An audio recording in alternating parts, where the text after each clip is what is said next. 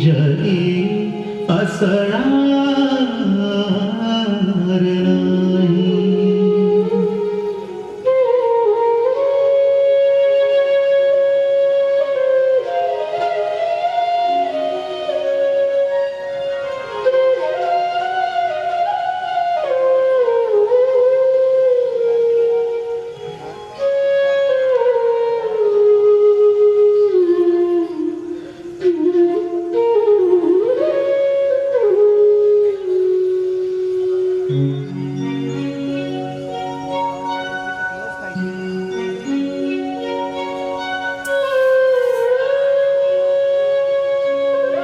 त्यांना अपार दुःख झालं. त्यांनी आम्हा साऱ्यांनाच तुरुंगाकडे परत जाण्याचं कारण विचारलं. तेव्हा आम्ही सारे गुलाम एक मुखाने म्हणालो, अरे बाबांनो, हे क्रांतीवीरांनो, तुम्ही आम्हाला या नरक यातनातून मुक्त केलं तर आम्ही मुक्त झालो. हे सारं खरं आहे. परंतु आम्हाला आता झोप लागत नाही. आम्ही सारे बेचैन झालो आहोत. हे शरीर गलित गात हतबल झालेलं आहे. आता पायांना बळच उरलं नाही. कसं भकासनी उदास वाटत आहे. अरे जोपर्यंत कोणीतरी आमच्या पायात परत साखळ दंड ठोकणार नाही तोपर्यंत आम्हाला सुखी नैव झोप लागणार नाही. तोपर्यंत आम्हाला सुखाची झोप लागणार नाही. जोपर्यंत कोणीतरी आमच्या हातात परत बेड्या ठोकणार नाहीत तोपर्यंत आमच्यात नवचैतन्य निर्माण होणार नाही. म्हणून आमची विनंती आहे, हे बाबांनो, अरे ठोका रे आमच्या हातापायांना त्या शृंखला परत ठोका.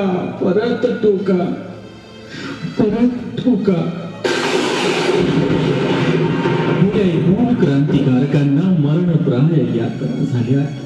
त्याही पेक्षा आपले सारे प्रयत्न व्यर्थ गेलेत, सारे कष्ट वाया गेलेत. याचेच त्यांना अनंत असह्य दुःख झालं. कपाळ मोक्ष झालं.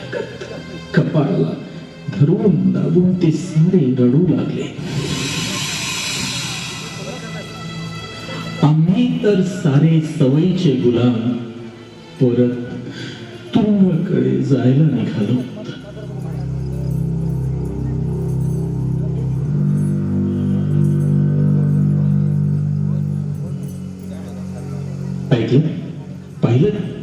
पाहिलं माझ्या प्रिय बंधूंनो आणि भगिनींनो, माझ्या माय बापांनो, मित्रांनो, पाहिलं.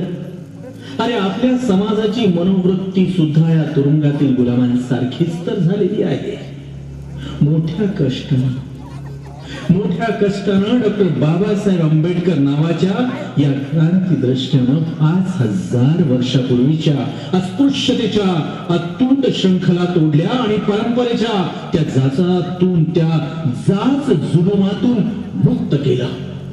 परंतु हाय हे दैव दुर्विलास, आम्ही सारे परत त्या गुलामगिरीच्या नरकाकडे सडायला निघालो आहोत. मुरसटलेल्या अवस्थेवर आस्था करू लागलो आहोत.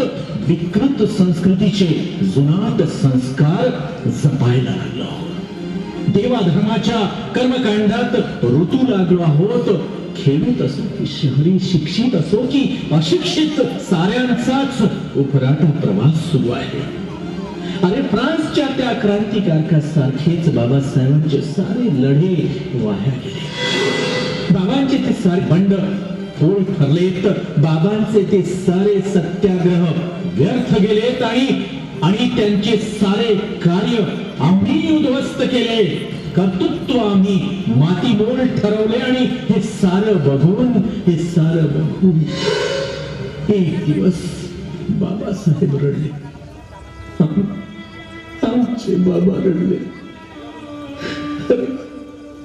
अरे जे प्रश्न बाबांनी सोडवलं ते उत्तरे जेव्हा प्रश्न बनवून बाबांपुढे उभे राहिलेत तेव्हा ते उद्विग्नपणे म्हणालेत, अरे तुम्ही आईच्या गर्भातच का मेले नाहीत? का मेला नाहीत रे तुम्ही त्या आईच्या गर्भातच? अरे मला याची पक्की जाणीव होती की एक दिवस माझी अवस्था त्या मोझेस सारखीच होणार आहे. माझी अवस्था त्या मोझेस सारखीच होणार आहे. कोण होता मध्ये हा मोझेस? यहुदी लोकांचा नाता होता. क्रूर कर्मी मिस्री लोकांनी साध्या यहुदी लोकांना गुलाम केलं,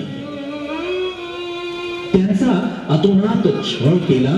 त्या अघोरी अन्याय अत्याचारातून, त्या जात जुलमातून आपल्या बांधवांना मुक्त करण्यासाठी मोझेस रात बेरात लढला, क्षणाक्षणाला झगडला, राबला, अनंत दुःख भोगले, निरंतर अपमान सोसले. आणि अशा या संघर्षातून एक दिवस यहुदी बांधवांना त्यानं मान सन्मानानं स्वाभिमान मिळवून दिला.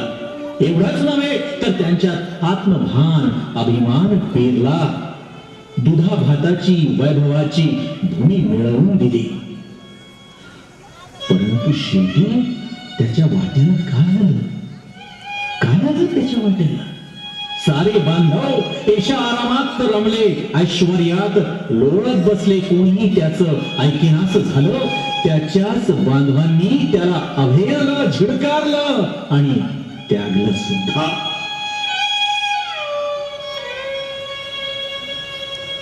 त्यावेळी हेची फळ काय ममता पाला, असं स्वतःला विचारत स्वतःला दोष देत आपल्या गंतव्याकडे शेवटी मोझेस एकटाच निघाला.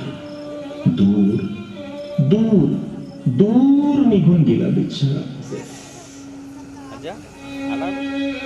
बाबा, आम्ही सुद्धा तुम्हाला आमच्या आचारा विचारातून या मोझेस सारखंच त्यागलेलं आहे.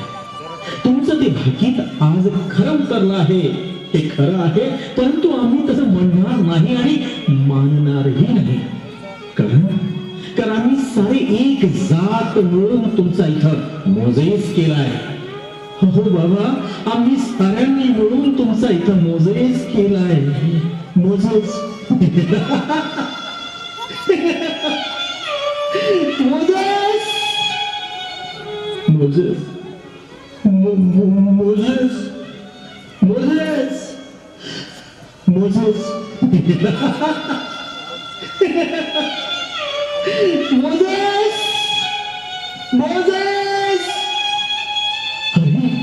अरे मोझेस, तू कुठे आहेस? मोझेस तू कुठे आहेस? कुठे आहेस मोझेस? तू कुठे आहेस?